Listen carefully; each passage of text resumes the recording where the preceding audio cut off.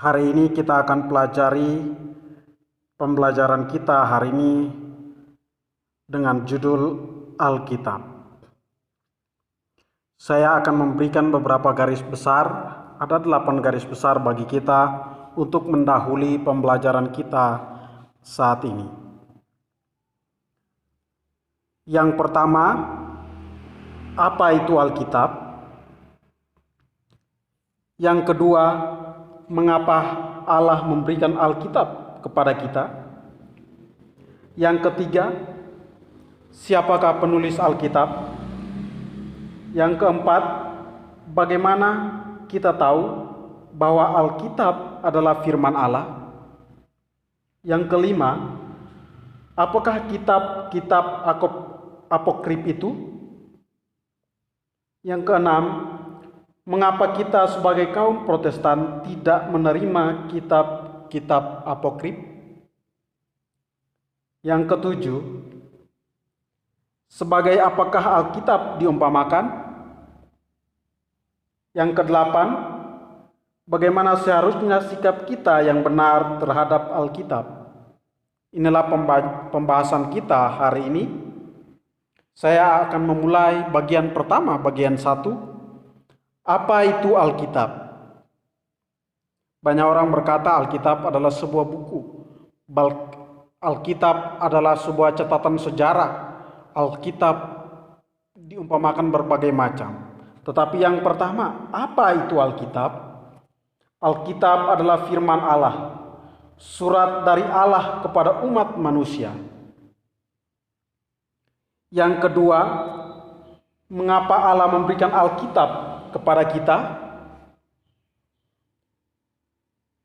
Bagian A, Allah memberikan Alkitab kepada kita untuk mengajar kita tentang dirinya dan tentang rencana penyelamatannya yang kekal bagi manusia di dalam Kristus Yesus.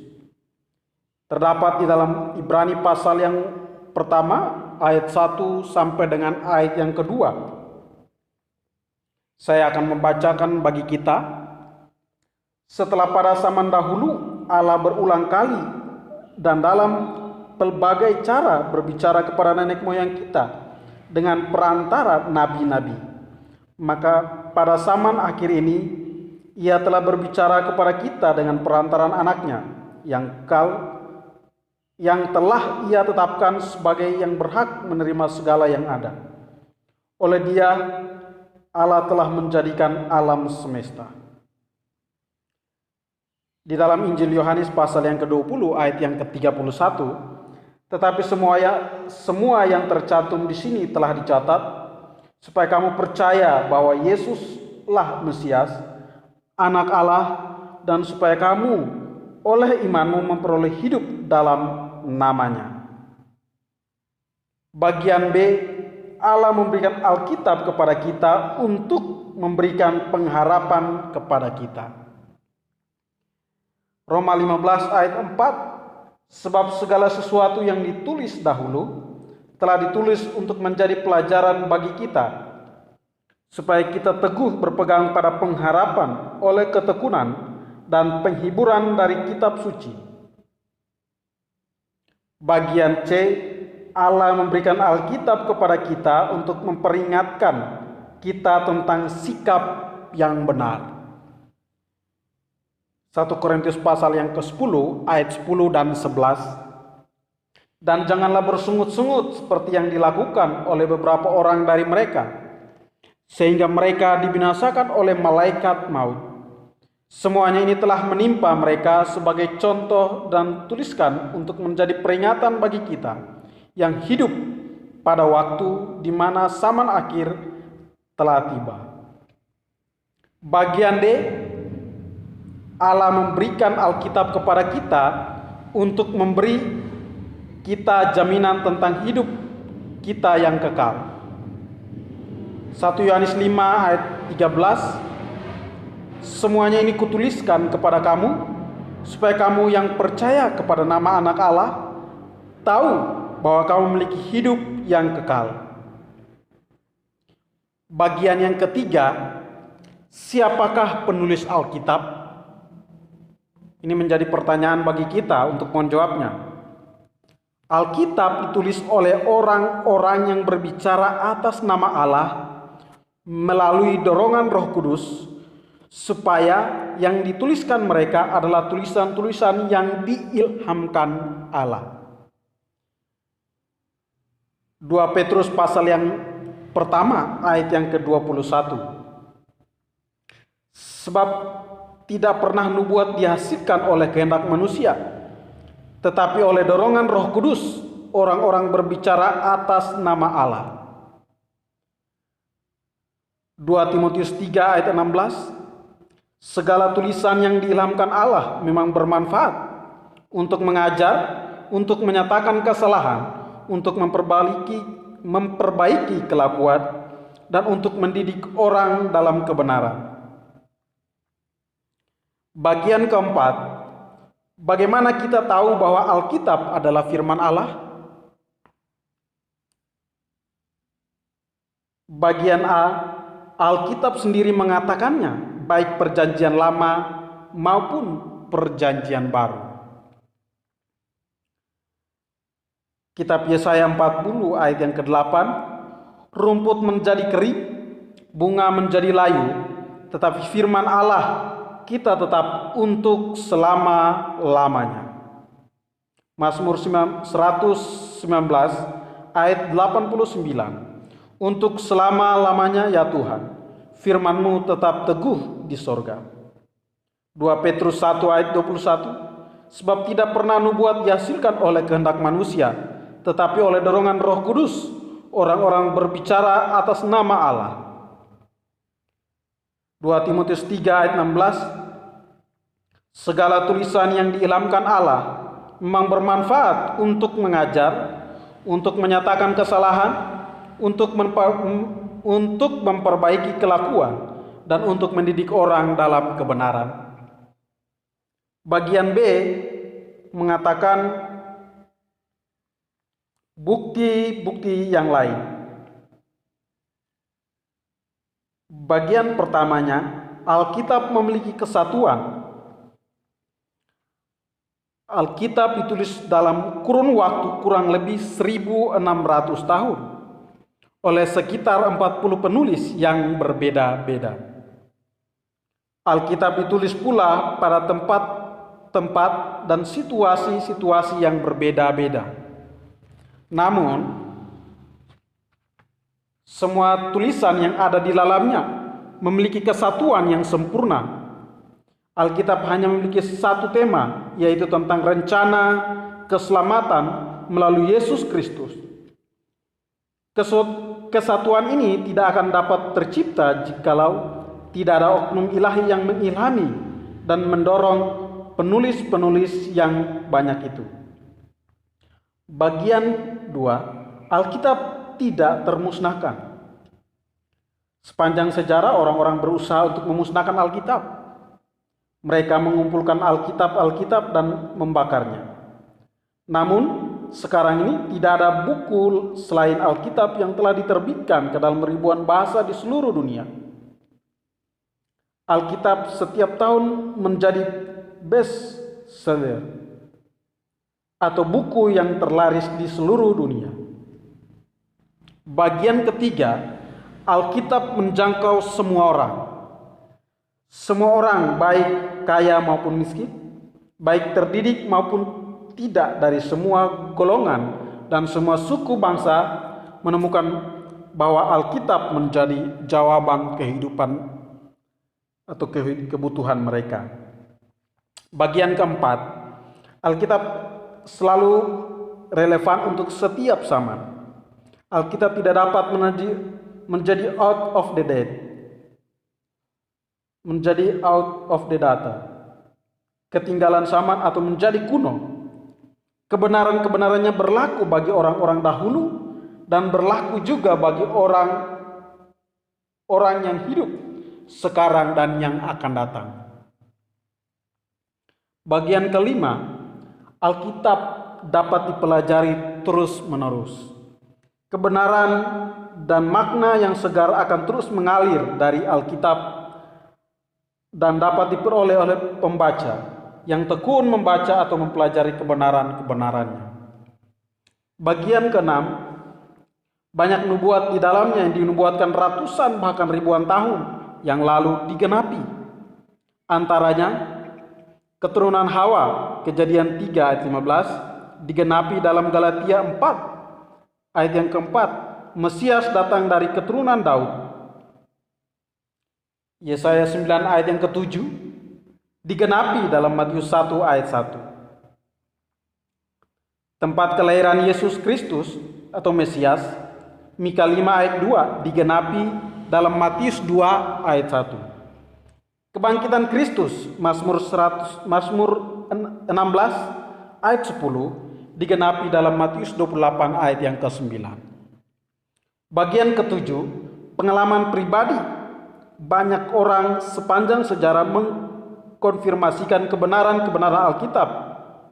Seperti Robert Millikan, pemenang hadiah Nobel. Saya menganggap pengetahuan yang dalam akan Alkitab sebagai kualitas penting yang harus dimiliki oleh orang yang berpendidikan tinggi. William Lyon dari University Yale, Amerika Serikat, dia berkata, "Saya sungguh-sungguh percaya pada pendidikan universitas. Namun saya percaya bahwa pengetahuan Alkitab tanpa pendidikan di perguruan tinggi lebih berharga daripada pendidikan di perguruan tinggi tanpa pengetahuan Alkitab." Jadi ini pembelajaran bahwa Alkitab adalah yang tertinggi, yang dikatakan dalam kitab suci, dialah yang termulia, terbenar, dan juga terupdate hingga masa lampau, masa kini, dan masa yang akan datang.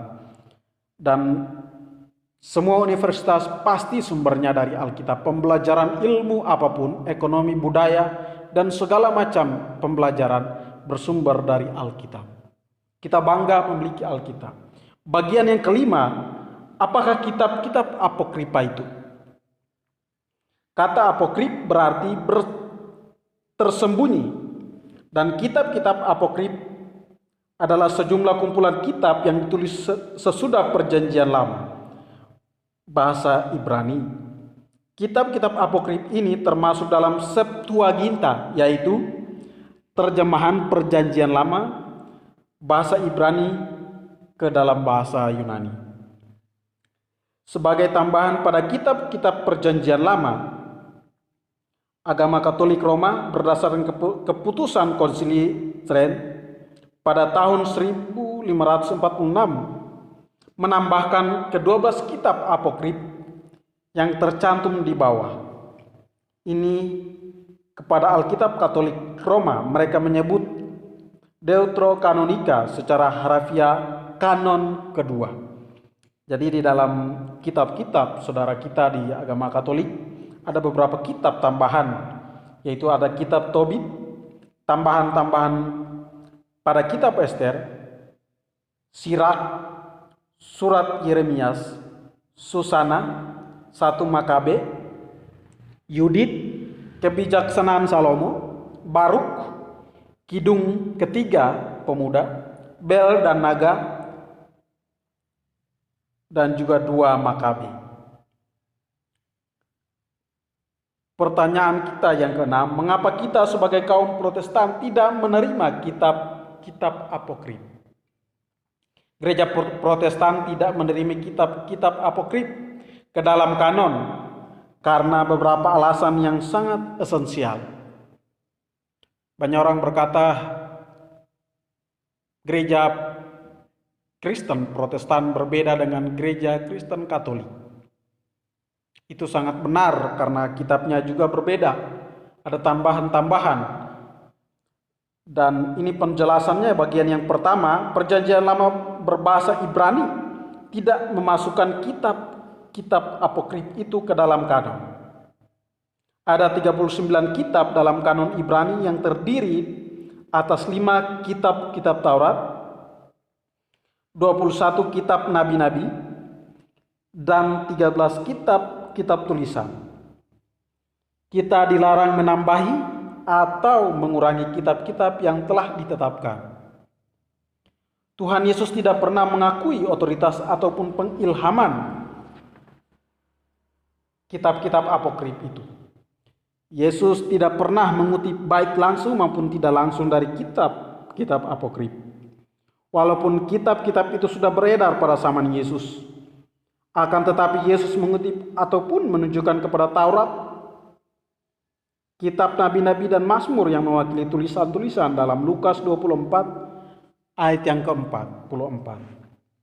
Ia berkata kepada mereka, inilah perkataanku yang telah kukatakan kepadamu ketika aku masih bersama-sama dengan kamu, yakni bahwa harus digenapi semua yang ada tertulis tentang aku di dalam kitab Taurat Musa dan kitab nabi-nabi dan kitab Mazmur. Lukas 24 ayat yang ke-44. Berikutnya, kitab-kitab apokrif mengandung kesalahan di antaranya. Yang pertama adalah tidak mengakui pengilhaman ilahi, khususnya 2 Makabe 2 ayat 23. Semuanya itu telah diuraikan oleh Yason dari kerennya dalam 5 buku 5 buah. Kami ini hendak berusaha mengiktisarkan semua dalam 1 jilid saja. Dan 2 Makabe 15 ayat 37b sampai 38. Maka aku sendiri pun mengakhiri kisah ini. Jika susunannya baik lagi tepat, maka itulah yang aku kehendaki. Tetapi jika susunannya hanya sedang-sedang dan setengah-setengah saja, maka hanya itulah yang memungkinkan bagiku. Kutipan di atas menentang kebenaran bahwa Alkitab diilhamkan oleh Allah, bukan oleh manusia, serta tidak ada nubuatan atau kitab yang dihasilkan oleh pemikiran manusia. Karena sangat jelas dalam perjanjian baru di dalam Alkitab kita bahwa segala tulisan diilhamkan Allah memang bermanfaat untuk mengajar, untuk menyatakan kesalahan, untuk memperbaiki kelakuan, dan untuk mendidik orang dalam kebenaran. Itu 2 Timotius pasal yang ketiga ayat 16. Dan 2 Petrus 1 ayat 20-21, yang terutama harus kamu ketahui ialah bahwa nubuat-nubuat dalam kitab suci tidak boleh ditafsirkan menurut kehendaknya sendiri, sebab tidak pernah nubuat dihasilkan oleh kehendak manusia, tetapi oleh dorongan Roh Kudus orang-orang berbicara atas nama Allah. 2 Petrus 1 ayat 20 dan 21. Selanjutnya kesalahan sejarah, kitab Tobit pasal 14 ayat yang ke-15. Salah menyatakan bahwa Nebukadnezar dan Asyur menaklukkan Niniwe. Namun sejarah mencatat bahwa Nabopolassar dan Cayaskres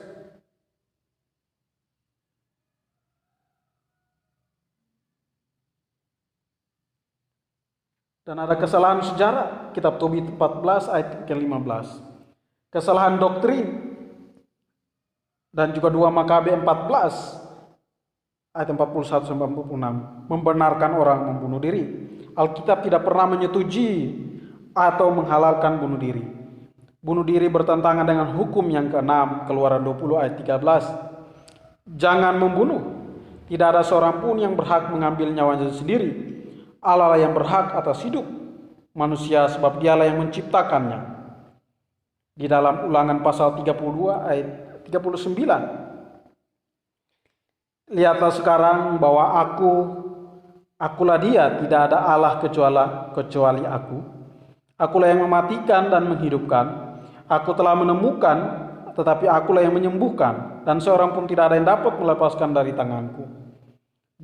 Pertama Samuel 2 ayat yang ke-6. Tuhan mematikan dan menghidupkan, yang menurunkan ke dalam dunia orang mati dan mengangkat dari sana.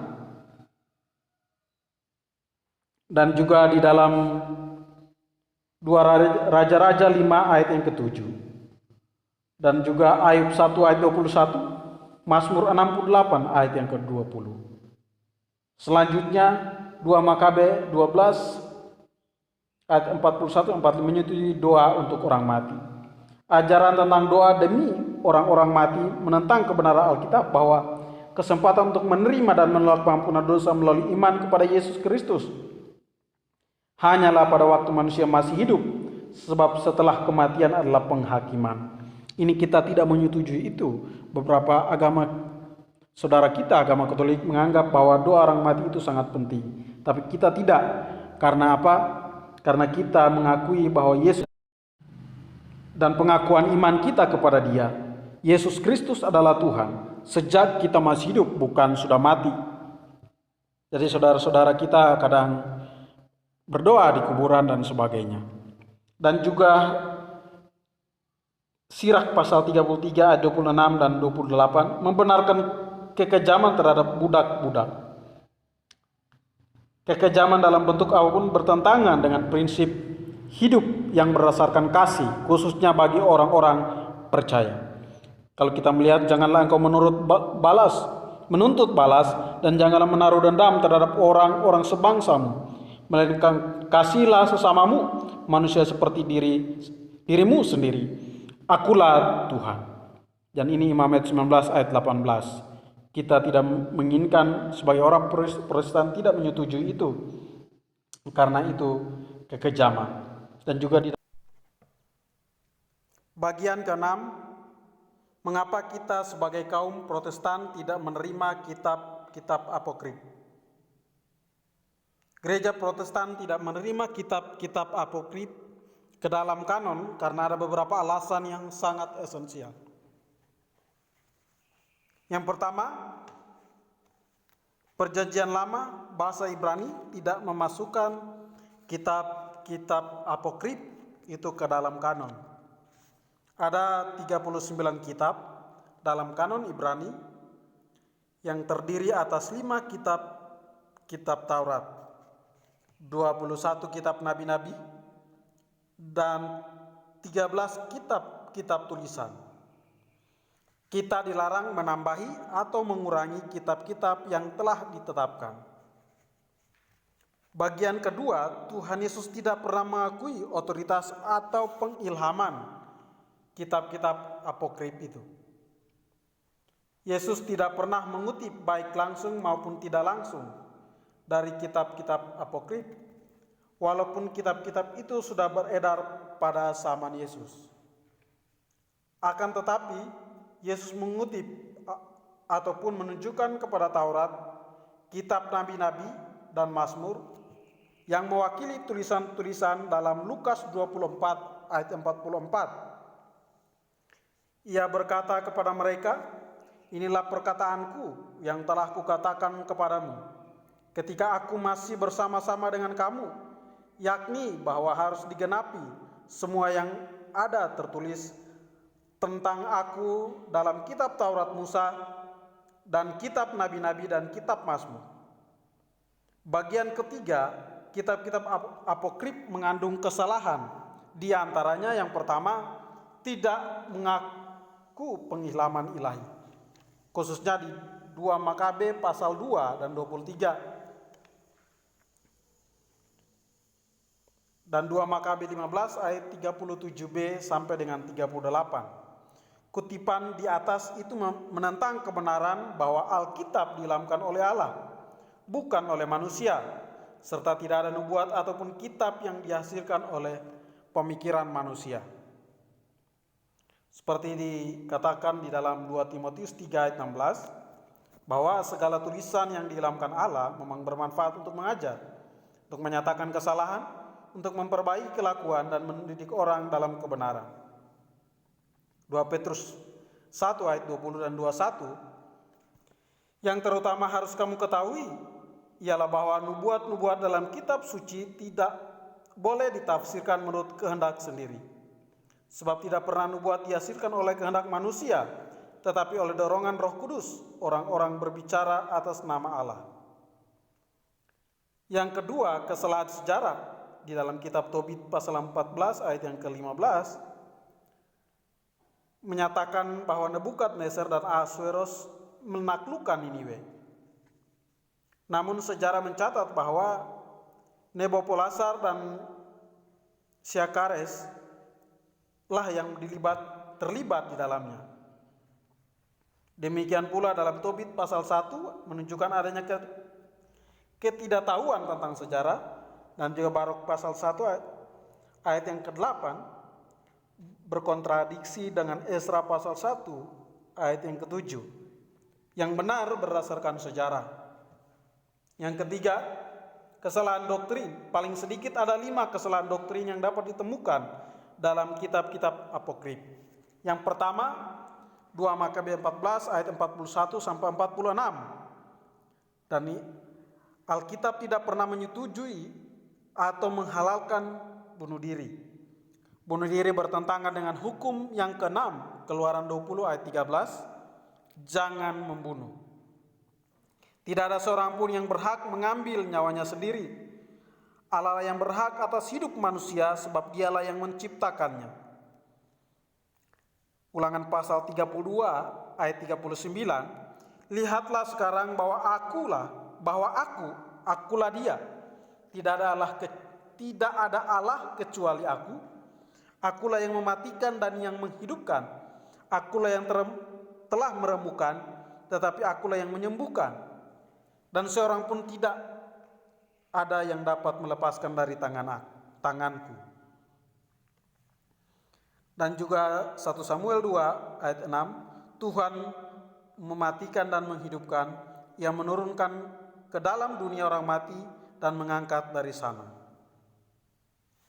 Dan juga di dalam 2 Raja-Raja pasal 5 ayat yang ke-7, dan juga Ayub 1 ayat yang ke-21, Mazmur 68 ayat yang ke-20.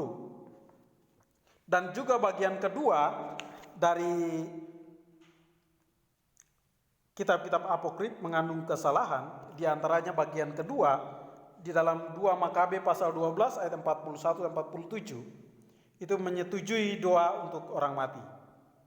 Ajaran tentang doa demi orang-orang mati menentang kebenaran Alkitab bahwa kesempatan untuk menerima dan menolak pengampunan dosa melalui iman kepada Yesus Kristus hanyalah pada waktu manusia masih hidup, sebab setelah kematian adalah penghakiman.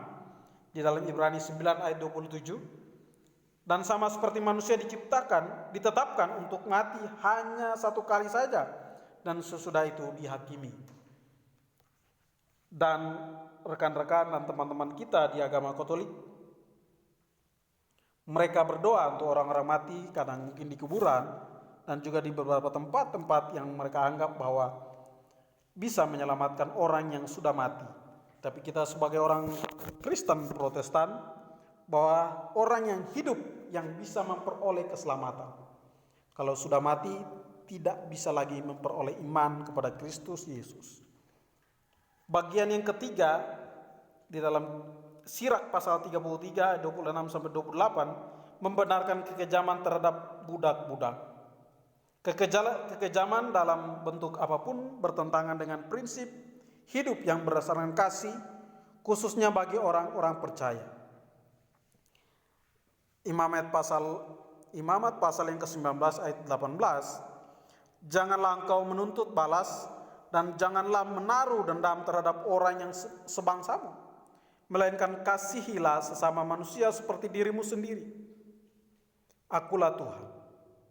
Dan juga di dalam Lukas 10 ayat 27, dan juga di dalam Efesus 6 ayat 8. Yang keempat, kebijaksanaan Salomo. Kebijaksanaan Salomo 8 ayat 19 sampai 20 mengajarkan para eksistensi jiwa. Memang aku seorang pemuda yang baik, budi pekertinya, dan aku mendapat jiwa yang baik, atau sebaliknya, oleh karena aku ini baik, maka aku masuk ke dalam tubuh yang tak bercelah. Alkitab tidak mengajarkan baik tersurat maupun tersirat bahwa jiwa manusia eksistensi sebelum manusia dilahirkan. Dalam kisah pencipta, Allah menciptakan manusia secara utuh tanpa memisahkan tubuh dan jiwa. Kejadian 1 ayat 26 dan 27, dan juga di dalam Kejadian 2 ayat yang ke-7. Yang kelima, Yudit pasal 9 ayat 10 dan 10 membenarkan penipuan dan pengutukan. Sifat-sifat Allah sebagai Allah yang maha suci dan yang dikatakan oleh Alkitab tentang perkataan yang baik dan yang benar. Penipuan dan penguatan sangat bertentangan dengan sifat-sifat Allah. Di dalam Mazmur 19 ayat 14, mudah-mudahan engkau berkenan akan ucapan mulutku dan renungkan hatiku, ya Tuhan, gunung batuku dan penebusku. Amsal 8 ayat 8, segala perkataan mulutku adalah adil, tidak ada yang belit atau sorong. Efesus 1 ayat 4, sebab di dalam Dia Allah telah memilih kita sebelum dunia dijadikan, supaya kita kudus dan tak bercacat di hadapannya. Dan juga 1 Petrus 1 ayat 15 dan 16, Roma 12 ayat yang ke-14, dan juga Mazmur 101 ayat 7, dan 1 Petrus 2 ayat 1. Jadi kitab-kitab apokrif itu diterima ke dalam kanon.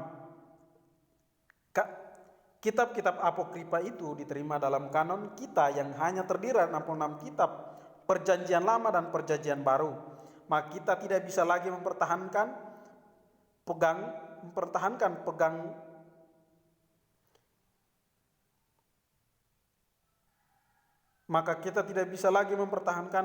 pegangan kita bahwa Alkitab tidak mengandung kesalahan apapun. Bagian ketujuh, sebagai apakah Alkitab diumpamakan? Alkitab diumpamakan sebagai api. Itu bagian pertama.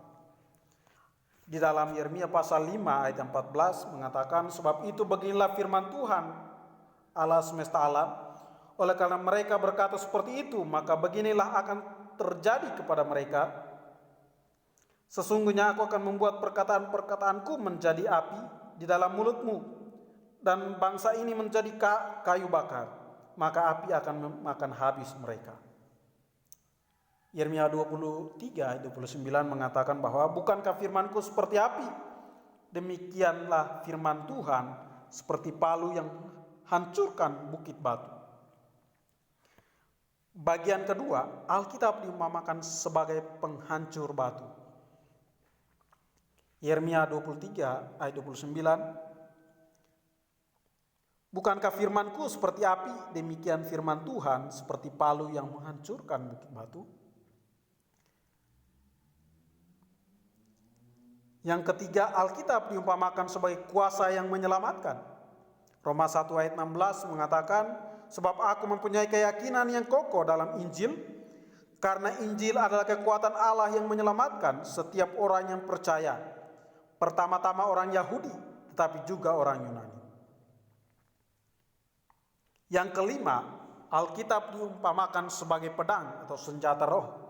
Efesus 6 ayat 17, dan tapi terimalah ketopang keselamatan dan pedang roh, yaitu firman Allah. Yang keenam, Alkitab diumpamakan sebagai pedang bermata dua.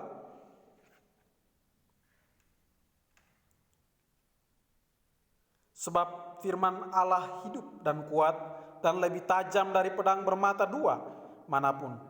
Ia menusuk amat dalam sampai memisahkan jiwa dan roh, sendi-sendi dan sumsum.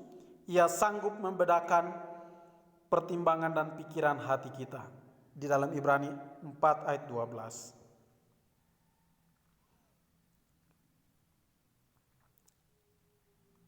Yang kedelapan, bagaimana seharusnya sikap kita yang benar terhadap Alkitab?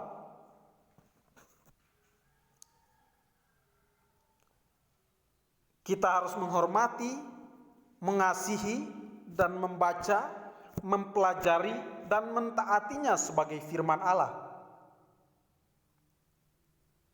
Seperti dikatakan 2 Timotius 3 ayat 16 sampai 17. Kita sudah membaca juga di pembelajaran sebelumnya. Segala tulisan yang diilhamkan Allah memang bermanfaat untuk mengajar, untuk menyatakan kesalahan, untuk memperbaiki kelakuan, dan untuk mendidik orang dalam kebenaran. Dengan demikian tiap-tiap manusia kepunyaan Allah memperlengkapi untuk setiap perbuatan baik. Dan juga Mazmur 1 ayat 1 sampai 2, berbahagialah orang yang tidak berjalan menurut nasihat orang fasik, yang tidak berdiri di jalan orang berdosa, dan yang tidak duduk dalam kumpulan pencemooh, tetapi yang kesukaannya ialah Taurat Tuhan, dan yang merenungkan Taurat itu siang dan malam. Pembagian Alkitab Perjanjian Lama. Kalau kita melihat beberapa bagian-bagian Alkitab di dalam Perjanjian Lama, kitab-kitab hukum Pentatuk, yaitu ada Kejadian, Keluaran, Imamat, Bilangan, dan juga Ulangan. Terus kitab-kitab sejarah, ada kitab Yosua, kitab Hakim-Hakim, kitab Rut, kitab 1 Samuel, kitab 2 Samuel, kitab 1 Raja-Raja, kitab 2 Raja-Raja, kitab 1 Tawarik, kitab 2 Tawarik, kitab Esra, kitab Nehemia, dan juga kitab Ester. Terus kitab-kitab puisi, kitab Ayub, kitab Mazmur, kitab Amsal, kitab Pengkhotbah, kitab Kidung Agung. Selanjutnya kitab nabi-nabi besar. Yang pertama kitab Yesaya, yang kedua kitab Yeremia, yang ketiga kitab Ratapan, yang keempat kitab Yeskiel, yang kelima kitab Daniel. Nabi-nabi kecil, yaitu kitab nabi-nabi kecil, ada Hosea, ada Yoel, ada Amos, ada Obadja, Yunus, Mika, Nahum, Sefania, Hagai, Sakaria, dan juga Maliaki. Dan juga di dalam Perjanjian Baru, dalam penulisan masa 400 tahun antara Perjanjian Lama dan juga Perjanjian Baru, bahwa kitab-kitab Perjanjian Baru, yang pertama kitab-kitab Injil, ada Matius, Markus, Lukas, dan Yohanes. Kitab sejarah ada Kisah Para Rasul, dan juga ada surat-surat Paulus, ada Roma, surat Roma, dan juga 1 Korintius, 2 Korintius, ada Galatia, ada Efesus, ada Filipi, ada Kolose, 1 Tesalonika, 2 Tesalonika, 1 Timotius, 2 Timotius, dan Titus, dan juga Filemon. Terus ada pembagian surat-surat umum. Ada Ibrani, Yakobus, 1 Petrus, 2 Petrus, 1 Yohanes, 2 Yohanes, 3 Yohanes, dan juga Yudas. Kitab-kitab nubuat, yaitu kitab nubuat adalah kitab Wahyu. Terima kasih atas pembelajaran kita saat ini. Kiranya Tuhan memberkati kita semua dengan pengilhaman. Terima kasih atas pertolongan dari Tuhan Yesus Kristus. Hari ini kita dapat mempelajari kebenaran tentang Alkitab. Biarlah Alkitab ini menjadi pembelajaran, menjadi pedoman, menjadi kekuatan, dan memberikan penerangan di dalam kehidupan kita, sehingga kita dapat melakukan menurut sesuai dengan kehendak dan rencana Allah. Dan kita dapat membedakan mana yang sesuai dengan kehendak Tuhan dan juga kehendak manusia.